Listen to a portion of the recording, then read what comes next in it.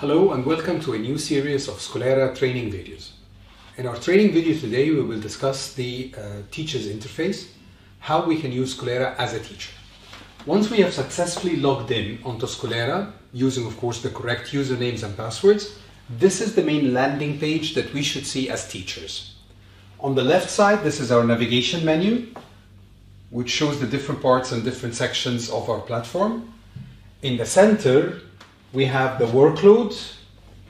Now this workload aggregates different events that we should take care of, including assignments, events, and quizzes. On each of the days, the current day of course is usually highlighted, and the numbers there, the zeros that we see here, should be the actual number of events or actual number of items that we should look after and take care of. Now where does this come from? Nobody actually creates the workload.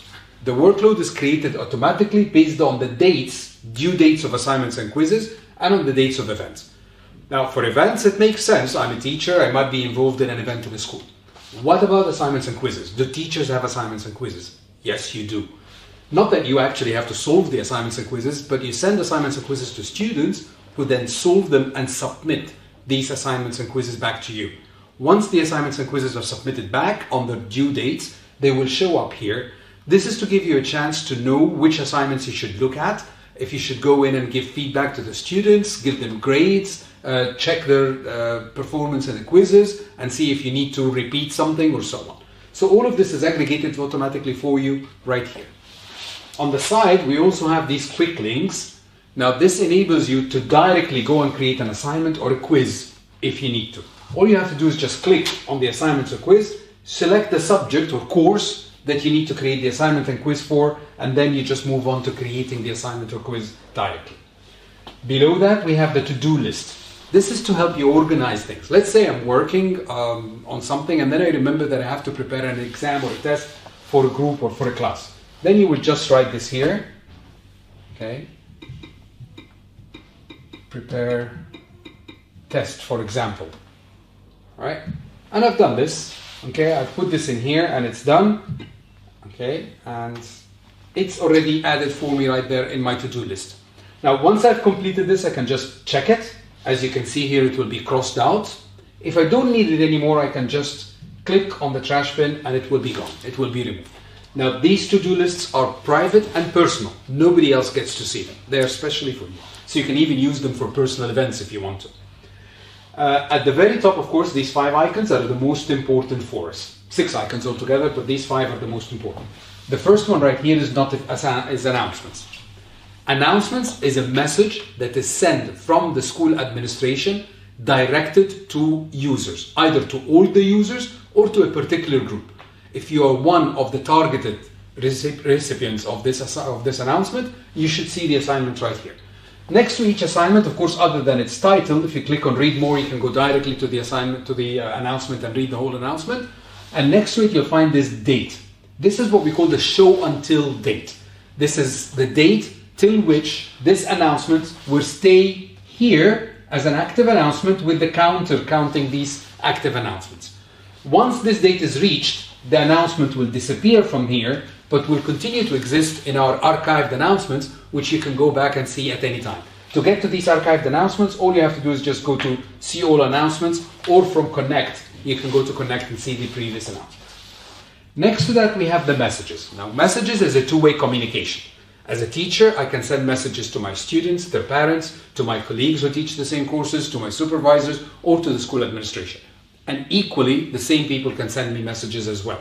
So when I receive a new message, it will be shown right up here. The new messages will usually be bold and they will have a little light or dark dot next to them. Once you've read the message, these dots will appear and the font will change from bold to normal font. But you can list all the new messages here with their dates. As you can see, this one at the bottom here with the little dot next to it, this means that this has not been read yet. Once you open it and read it, then you can do it. When you read these announcements or these messages, you can definitely, of course, respond and reply to the senders of these messages. Next to that is notifications. Now, this is something that is also done automatically by the system. You do not need to do anything about it. This happens automatically and by default. Now, what really happens in here is that any event or any action taken on the system that affects you as a user, whether you're a teacher or even students or parents or anyone else, you get notified about this event or about this action. Which means that basically as a teacher, when I create content, assignments or quizzes, I don't need to go and tell my students and parents that I did this. This will happen automatically. The system will automatically send notifications to the students who are targeted by this work or by this task, and also to their parents and to even to my supervisor to know that I've actually done the work that's required from me. Equally, when students submit announcements or quizzes or anything like that, I get notified so that I can actually go in and take a look at these announcements and quizzes, rate them or grade them or send feedback and so on. The next icon right up here is for the themes. This is where I can change the default theme. Coloring, basically the background color, whether you want it dark or light, this is totally left up to you. And then the front coloring or the front ground coloring right up here. You can choose between different colors. This depends on each person. You can select the most suitable color for your eyesight, for the lighting around you, or just your favorable color. The next icon is the language bar. This is where you can change the interface language. And I cannot stress this enough. It's the interface language. It does not and will not translate any input from your side. So as a teacher, when you send something to the students, it will stay and remain in the language that you wrote it in. Okay? At this point, I want to make sure that you understand something and clarify this, and please pass this on to your friends, colleagues who are using Skolera, and to your students as well. In a lot of the browsers, the web browsers, they have an automatic translate feature, which means that every time you open a page, it will translate it to a different language. Now, unfortunately, this also happens if you say, let's say you switch to English and you're telling it to automatically translate to English. It takes the English interface and tries to translate that English interface further, which means that it will come up with signs, signals, texts, and so on that are not related to the system at all, actually. So please make sure that you disable the auto-translate feature either from the browser as a whole, or if you need it for other sites, then at least disable it for your Skolera instance. The last icon we have is your own profile. When you click on this, it takes you to your own profile page. It will show the different courses and classes that you're teaching, your picture, of course, or image on the side, and we strongly recommend that you do put your own image and picture. This makes it more personal for students. They feel that they're actually talking to you as a person, not just to a machine or not just to an interface. Plus, of course, it will encourage them to put their own images and pictures as well. That makes it a lot easier for many of us. If you're teaching a class of 20 or 25, you might have some duplicate names, several Ahmeds or several Khalids in the class, but when they have their images, that makes it easier for you to identify the names with the faces, and this way it will make your life a lot easier. If you remember in any zones, the zones will show up here, and we will talk about what zones are later on, and you can see and how you can access these zones. From here, you can also reset your password. If you need to, you can just click on reset password, and this will give you an option to enter the old password that was sent to you originally, and then enter a new password twice and confirm by saving. Now make sure that the password is 8 characters in length. It must contain 1 uppercase, 1 lowercase, 1 symbol, and 1 number. Okay, and that's written for us right here. So make sure that you cover these.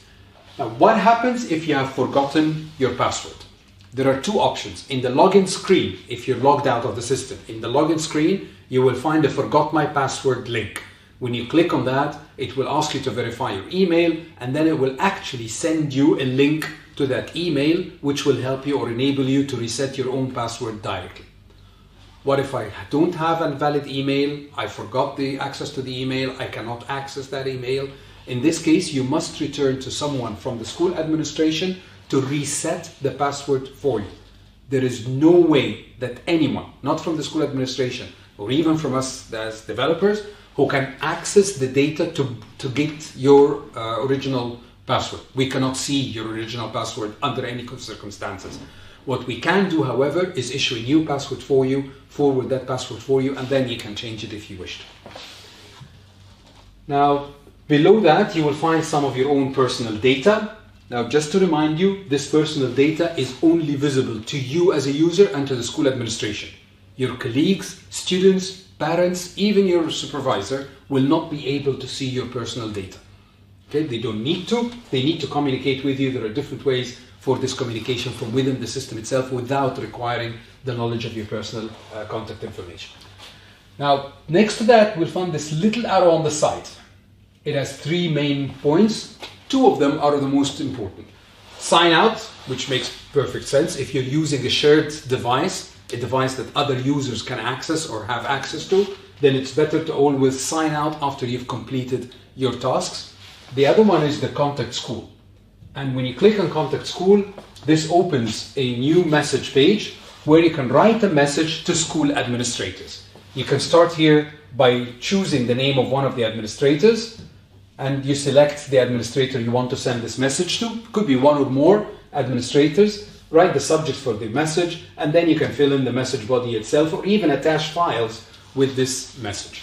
Now, that message will only be sent to the administrators that you have selected. They will be able to respond to your message and reply to your message.